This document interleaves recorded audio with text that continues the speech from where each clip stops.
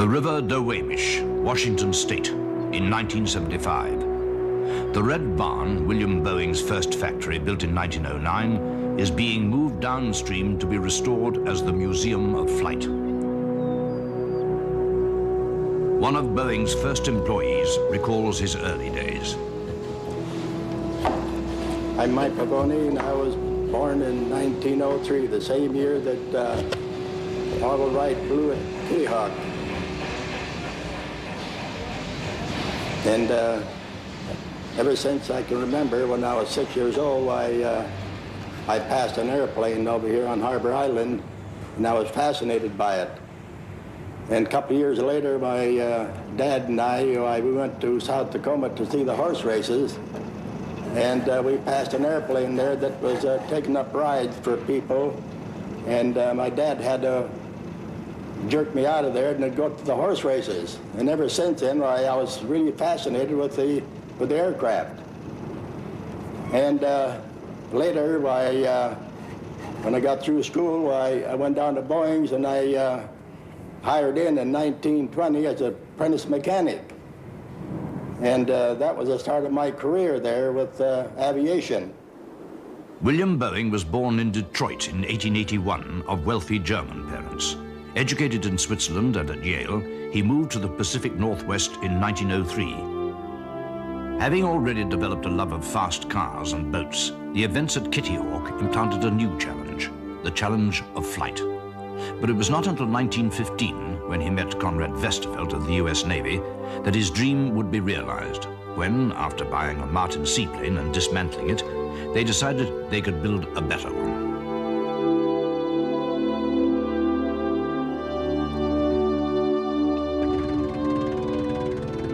This is where it all began.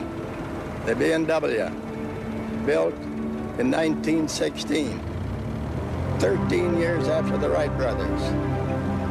There were two of them built. One of them was exported to New Zealand. The other one remained here in Seattle.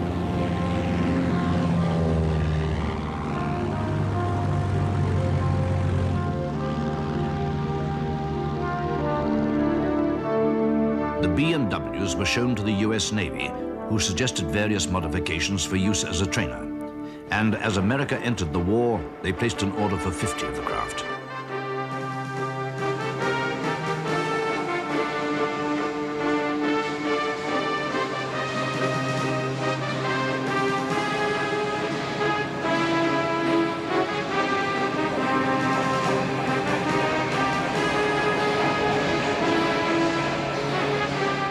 Orders for the Boeing C, as it was designated, soon waned as the war drew to a close, and Boeing had to ride out the stump using his own resources, at one stage making furniture and sea sleds.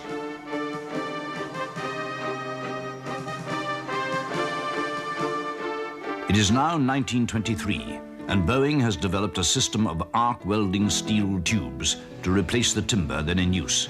And it was the success of this new construction method and the company's aggressive pursuit of military orders that made it, by 1927, one of the largest aircraft companies in the USA.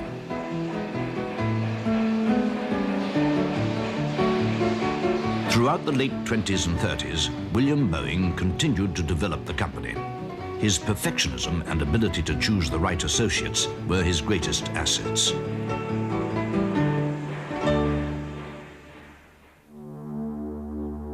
The company continued to attract orders for fighter and military training aircraft, as well as building a series of seaplanes for the US mail service.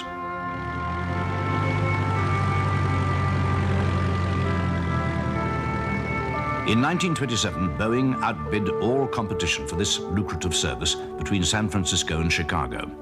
And although bankruptcy was predicted by his rivals, the Type 40 mail plane, which carried passengers as well as considerable amounts of mail, saved the day.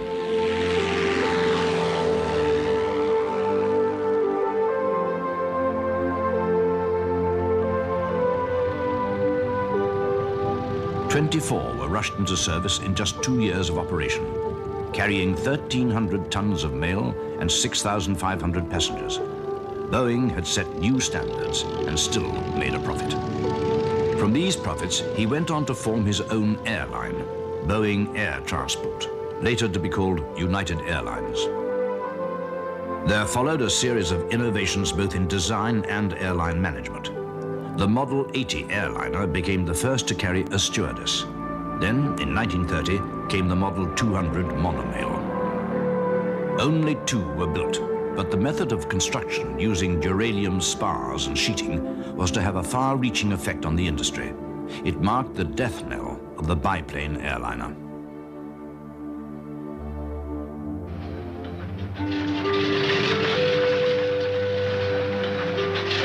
Owing much to the monorail, Boeing then developed the Model 247, which first flew in 1933.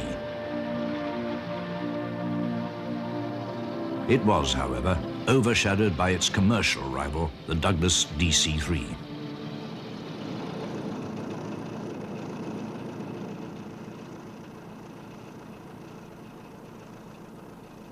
Boeing's then began a series of super-large aircraft, something they were to become famous for.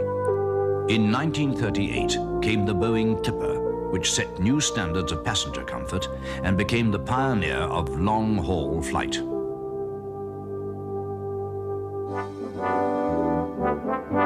It was the experience gained building huge aircraft such as the Tipper and the darkening war clouds over Europe that encouraged Boeing to enter the field of large bomber aircraft. The 294, at the time the largest aircraft in the world, was developed from an earlier model designated the 299.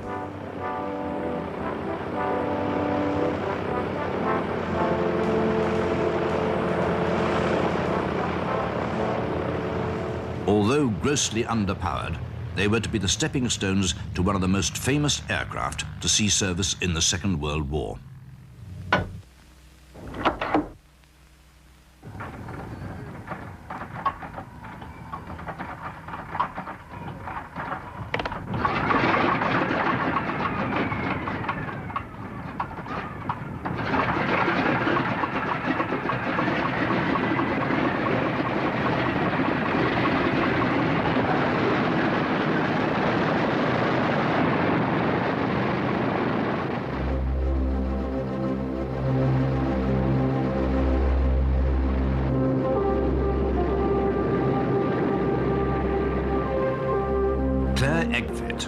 President of the company at that time, had the wisdom to realize that the government specification for a multi-engined aircraft could mean four, and recommended that the company should go ahead with the design of the 299. Its ability to sustain battle damage had a lot to do with the construction techniques used initially on the monomail. The aircraft was built in separate components and could be assembled in units or by subcontractors, thus making it possible to produce large numbers of aircraft from relatively small factories. The B-17 had been born, and with America's eventual involvement in the Second World War, production began in earnest. Well, of course, we were working 3 shifts a day and basically 7 days a week, which certainly contributed to the high rate. And we had lots of people, you know, and it was very noisy, but it wasn't really confusing. We had the wing line, and we had the engine shop, and, you know, we had the final assembly, and, you know, it was just very compact, and of course it grew with the rate, you know. Many of the changes were changes dictated by experience in combat. The first of these, of course, most obvious was the tail turret, which was installed first on the B-17E, and then additional armament and revisions to armament were made all throughout the life of the program to add the firepower where it was needed, or to add armor plate or protection of various kinds as required by combat experience. Using hindsight, of course, you could have designed it as a B-52, but without hindsight, there aren't very many changes that appeared to be necessary that didn't get made.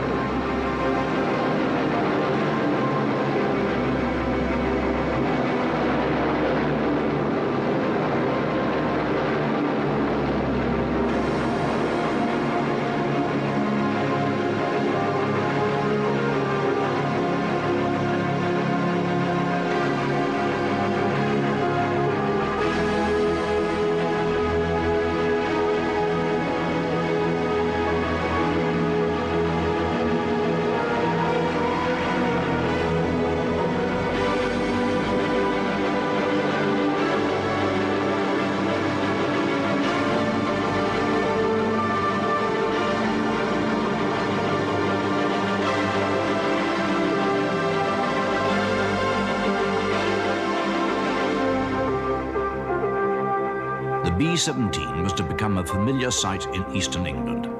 Nearly 13,000 were to be built, mainly by Boeing, but also with the help of subcontractors Douglas and Lockheed. Over 5,000 were lost in combat, yet it accounted for over 6,500 enemy planes, nearly half the total shot down by US aircraft. And it was a bomber, not a fighter. It is one of the ironies of war that if William Boeing's father, Wilhelm, had not chosen to emigrate to America, Boeings might well have been flying alongside Heinkel's and Dornier's. In 1985, on the 50th anniversary of the B-17, some of the wartime air crews met again in Seattle. Yeah, that was cold. Your hands would freeze. They were heavy. Your feet would get cold. God, you're frostbitten. The oil masks would leak. Now ice, about 2 inches thick, right along here. They once said that 2 gunners in here is like 2 guys with jackhammers in a telephone booth. We had to, we took turns, you know, we had to make sure that we were out of each other's way. We were always bumping rears. And then the cartridge is on the floor. It's like a roller coaster. Too fat at 6 o'clock, I'm coming in, driving that Jeep. B-17 in trouble out at 2 o'clock, watching. Got an engine on fire.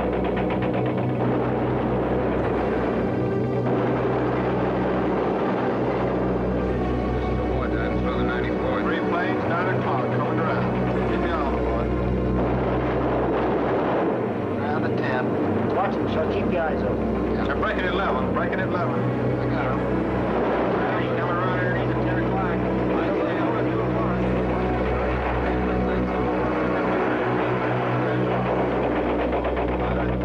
Coming around. 10:30 up.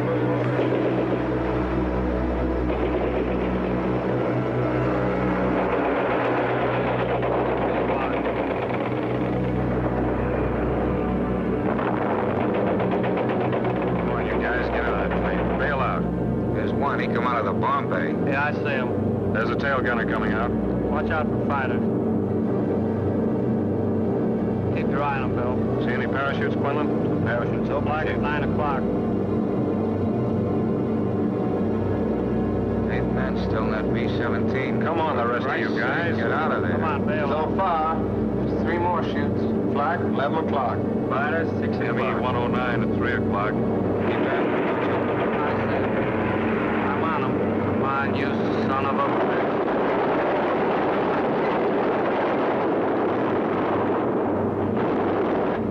I got him. Confirm that fighter. He got him, Chief. Look, he's bailing out. Yell on that intercom. Fighters, 10 o'clock. Watch those 2 and 12, man. They're coming in. They're coming in, Scotty. Get that ball turret on him. Save the ammunition as much as possible.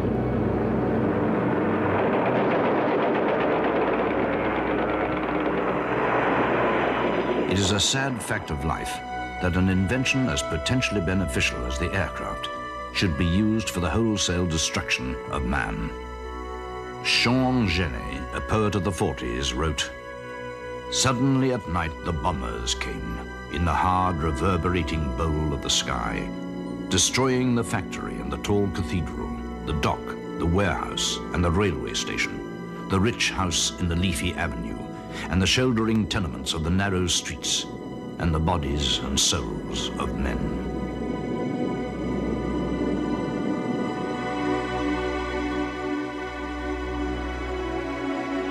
I sought my son among the smoking stones where I had crouched with him clutched at my breast, until the bomb burst and the building shattered down, and the dark came and severed my son from me.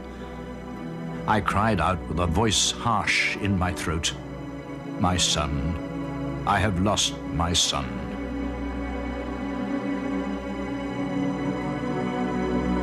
You ask about being scared? Yes, we were scared. We were thankful we were coming back because we lost a few of the boys there.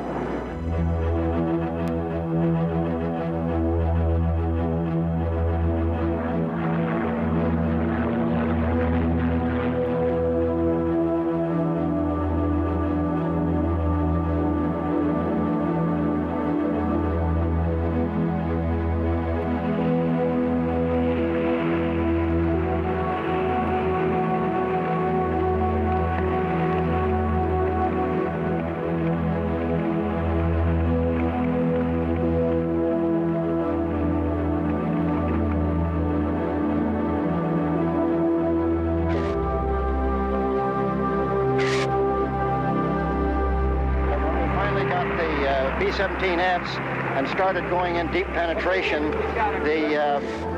we didn't have fighter escorts to go very far. We had P-47s, but they'd only go in a short ways, and then they'd have to leave us, and then the Germans would take over, and it scared us to death.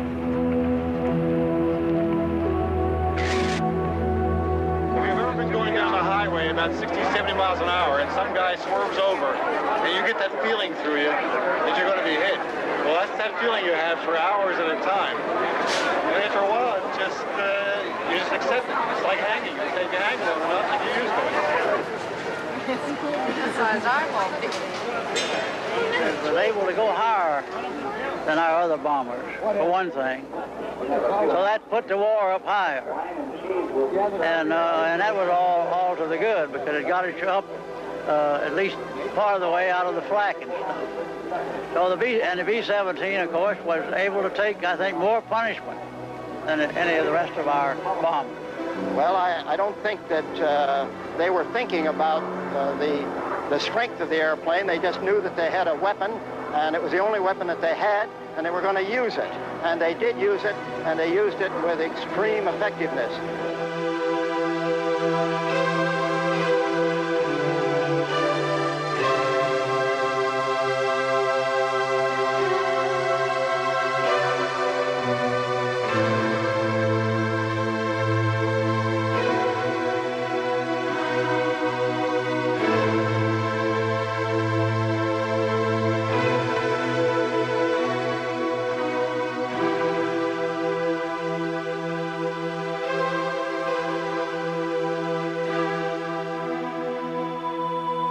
It happened when, soon after takeoff, on the return, almost made it.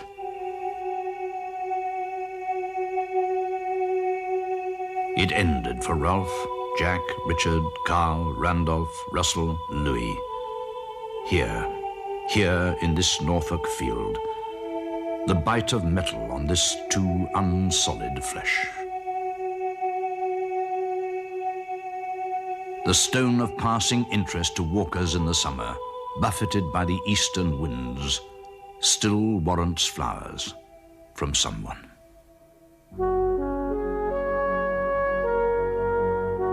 Good as the B-17 was, the US Army had a need for a high-altitude pressurized bomber.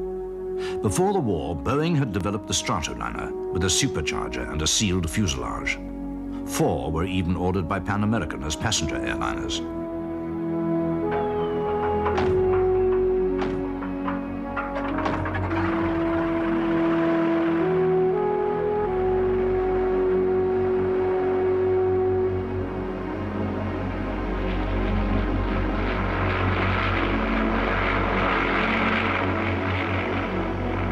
But the prototype stalled and crashed on March the 18th, 1939. As a result, new fins were fitted, and with the experience gained with the B-17, the Model 294 and the Stratoliner led, in 1942, to the B-29 bomber. With its pressurized crew compartments and its 4 Wright engines, it was capable of well over 700 knots at a service height of 32,000 feet.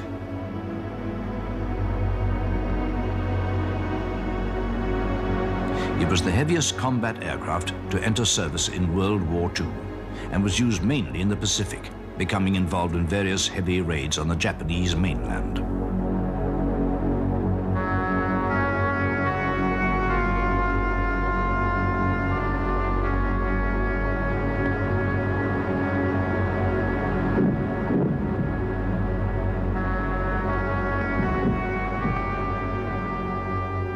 On August the 6th, 1945, a B-29 named Enola Gay took off from Tinian. Piloted by Colonel Paul Tibbets, it dropped the first atomic bomb on Hiroshima. It devastated the city, killing over 75,000 people. On August the 9th, a second B-29 dropped the bomb on Nagasaki. Mara Tamiki, a Japanese poet of the 40s who suffered radiation burns and sickness and who later committed suicide, wrote, "In the fire, a telegraph pole. At the heart of the fire, a telegraph pole like a stamen, like a candle, blazing up like a molten red stamen. In the heart of the fire, on the other bank from the morning, one by one, fear screamed through men's eyes. At the heart of the fire, a telegraph pole, like a stamen. For flyers, the age of innocence was finally over. The dream had turned into a nightmare. Prior to and during the war, development work had taken place in Europe on the gas turbine engine, and by 1945, a number of single and multi-engine jet aircraft had been flown in Great Britain and Germany.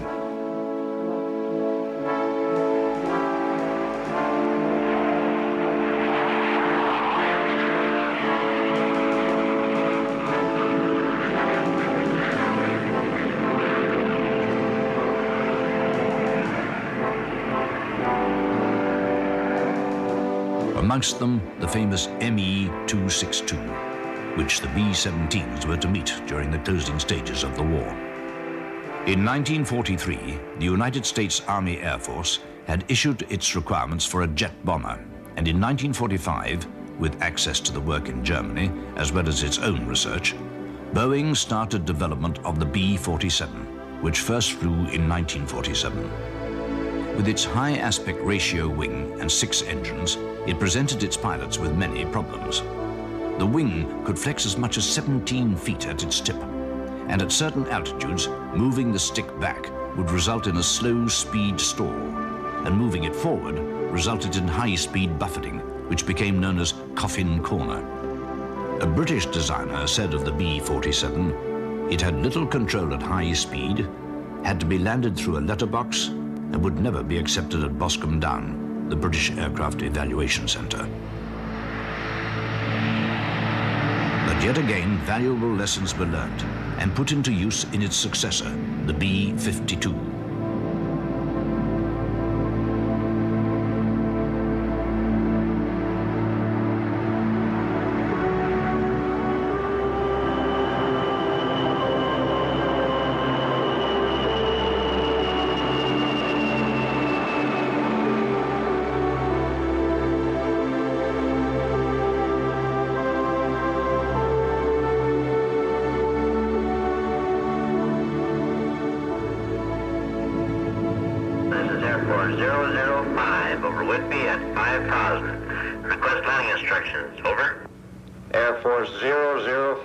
This is Boeing Tower.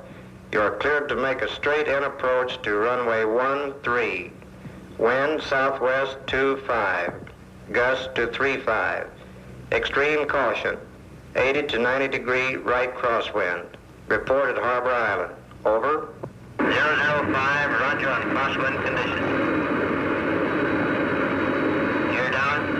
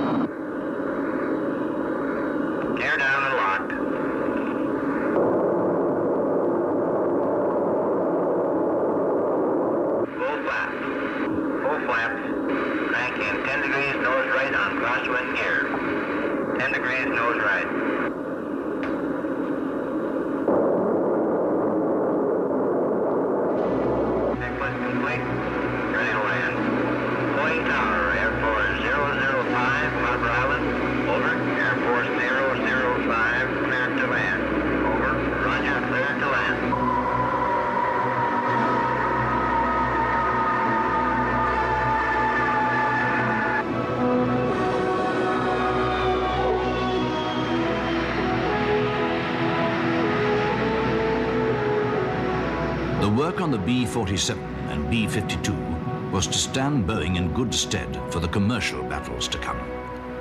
Production director Joseph Sutter continues the story.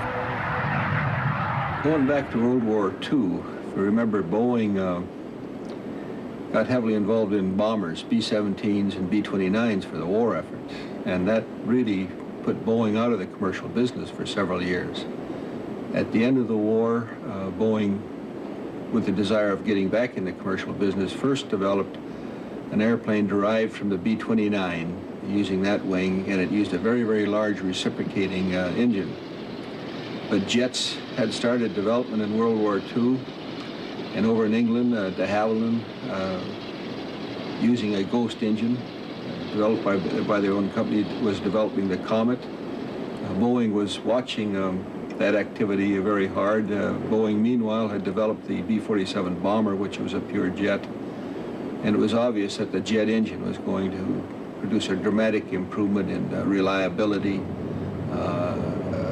performance, and we believed in economics and finally in range when the engines quit burning so much fuel.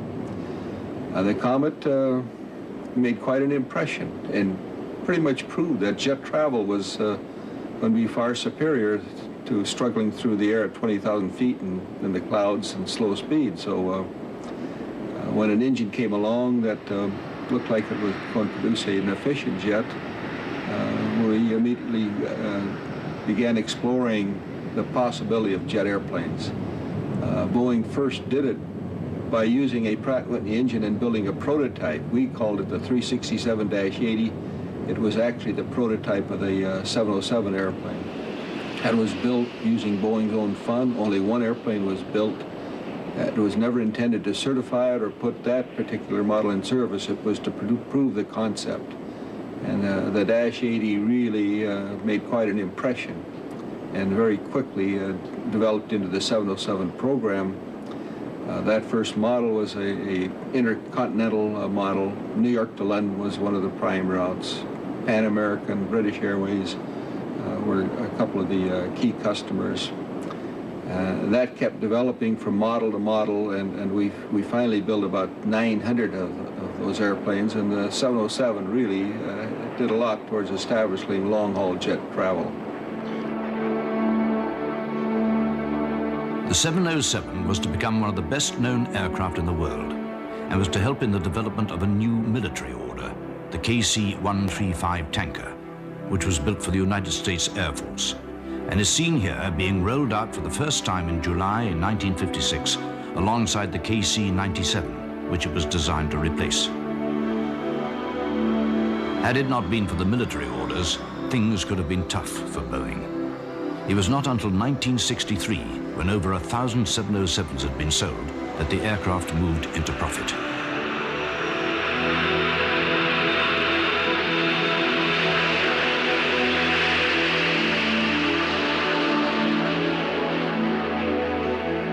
However, Boeing's next aircraft, the medium-haul 727, was to become the world's best-selling airliner, with nearly 2,000 entering service around the world.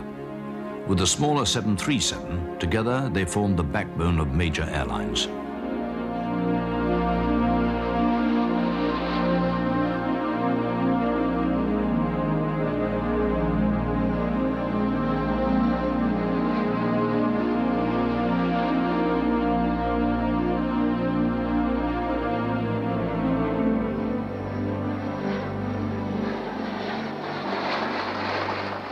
Well, after the 707 and a much greater acceptance of air travel, it was obvious that if that efficiency could be built in other airplanes, the whole air transportation system could take off and produce quite a bit of benefits to everybody, including profits to the operators. So Boeing then pursued medium-haul airplanes like the 727 and finally all the way down to the little 737. So the jets really covered the whole field. Air travel really did take off because of the jets, and it was obvious that the next step is to try and satisfy a bigger market demand. More people wanted to travel. The cost of air travel was still a little bit too high. The way to improve that is to go after better efficiency, which meant improved engines and better aerodynamics, better structure, and larger capacities.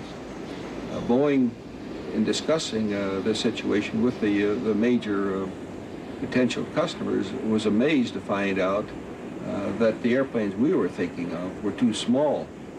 And that really was the bringing into being of an airplane the size of the 747. That size was not picked by Boeing. It was picked by airlines like Pan American, British Airways, Lufthansa, Japan Airlines. And it was quite a shock to we engineers when they asked us to produce an airplane that large, especially with a brand new style of engine called the high bypass ratio engine. And you have to give a lot of credit to the engine manufacturers. Without those kind of engines, we couldn't be making the type of airplanes like the 747. But the combination of a very efficient high bypass ratio engine, also it gave us the ability to lift that capacity into the air. That produced operating economics that really produced air transportation as we know it today. It was a very, very bold gamble. Boeing was putting the net worth of the company online. It exhausted Boeing's resources, and Boeing got pretty thin financially at the time we delivered the first 747. I think that kind of a gamble would be hard to take today. On February the 9th, 1969, after days of sub-zero conditions, the 747 and its crew were ready for the first flight. The rain and cold conditions still threatened, and the hoped-for break in the weather did not materialize. They waited for a break in the clouds that covered Payne Field, Everett, Washington State. Then, just before noon, the hoped-for break in the clouds came, and the 747's crew decided to attempt a takeoff.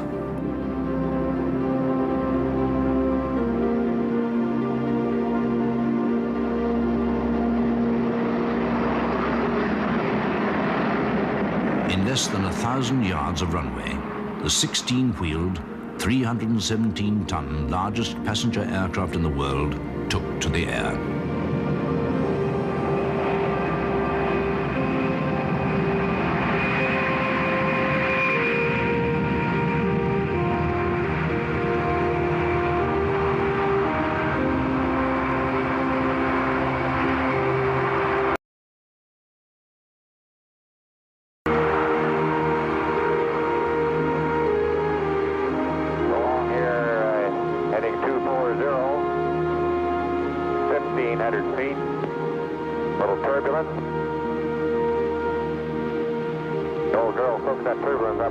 Nicely.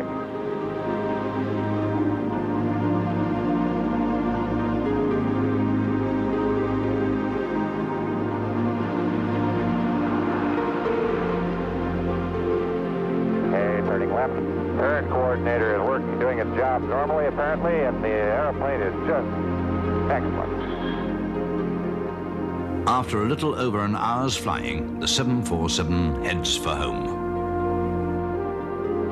It was to be the beginning of a new era of jet transport, carrying more people further and faster.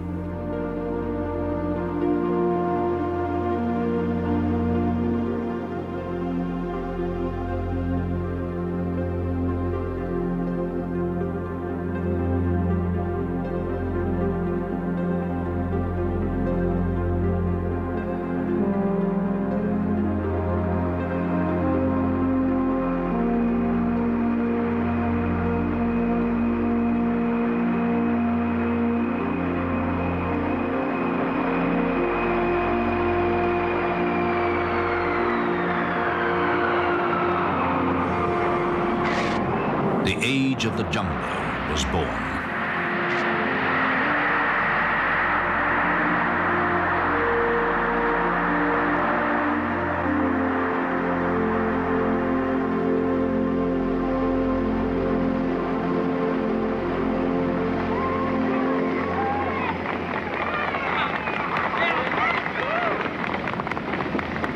Hi, Al. Jack, how are you?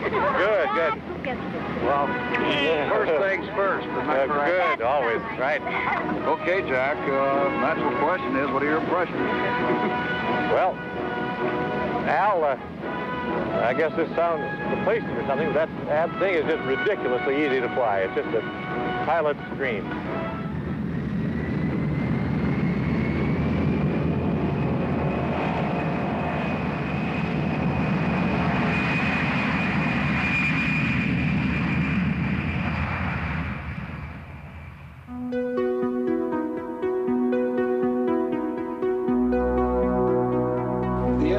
program had a lot of problems with it.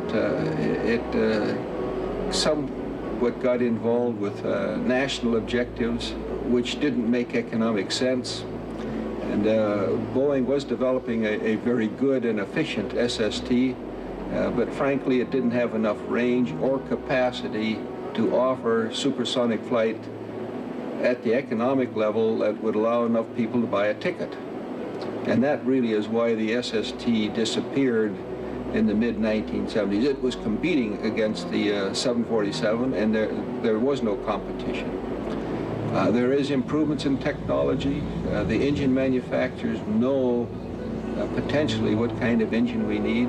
It will be a tremendous investment in that kind of engine in airplane, and it'll come, but it's still going to be a long ways off because of the very, very large amount of financial input into the program. But it'll happen.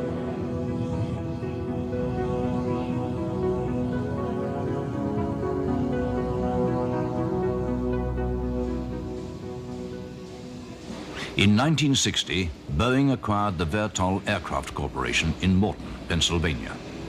Frank Piasecki had developed and flown a large tandem rotor helicopter in 1945, at the time the largest helicopter built, carrying 10 passengers.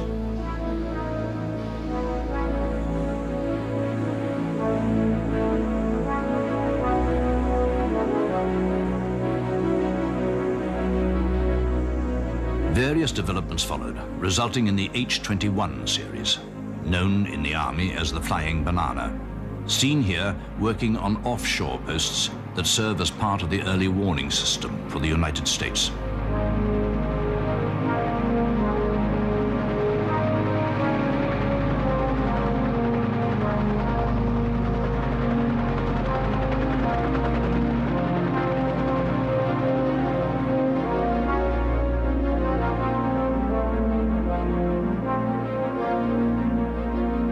With their large capacity, they did valuable rescue work during the Andrea Doria disaster and during the floods in Mexico.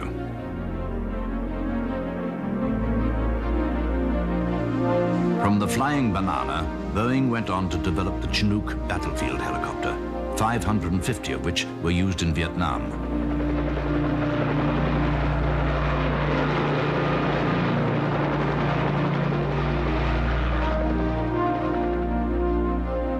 By now, the company had grown from just 21 at the old Red Barn to over 130,000, some of whom are working on the new generation of jet transports.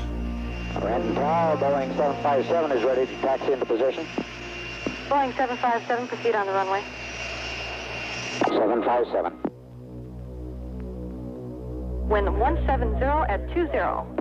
Roger.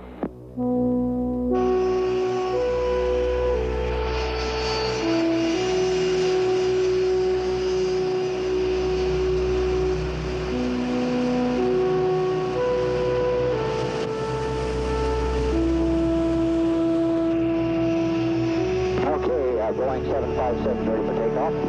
Boeing 757 cleared to takeoff runway 33, wind 180 at 24. Roger.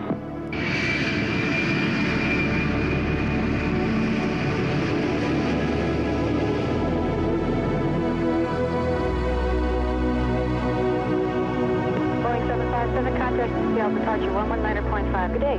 Thank you very much. We'll be talking to you again soon.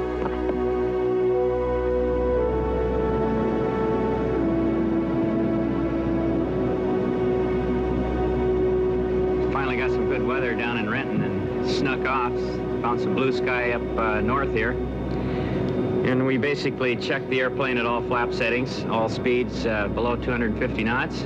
We checked initial buffet at each flap setting. And we checked the max placker speed at each flap setting. Also, we retracted and lowered the gear. Very routine flight. It was fantastic in the fact that everything went just as programmed. Couldn't have written a better script. So far, from what we've felt, it's a very nice handling airplane. It's a very straightforward, honest, nice handling airplane. This is Boeing 757 experimental. Boeing 757 experimental, Payne Tower. We'd like to turn inbound for your airport. 757 experimental, roger. Wind 190 at 20, peak gust 38. Altimeter 29er, 9er 1. Roger, 2991. A windy day, isn't it? No, got a little bit.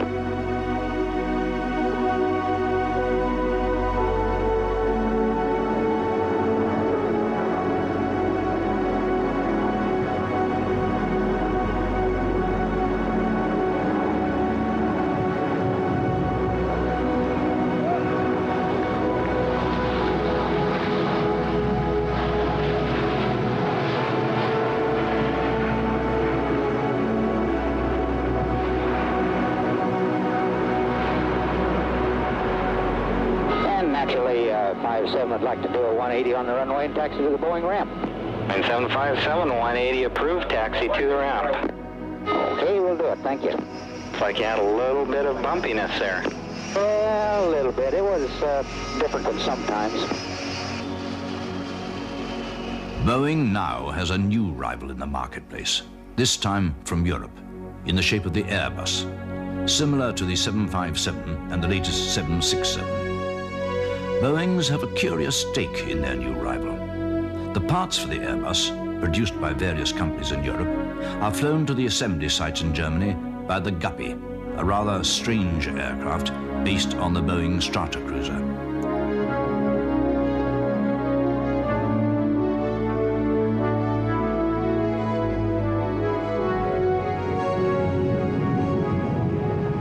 Boeing 757, contact Seattle departure 119.5. Good day. Thank you very much. We'll be talking to you again soon.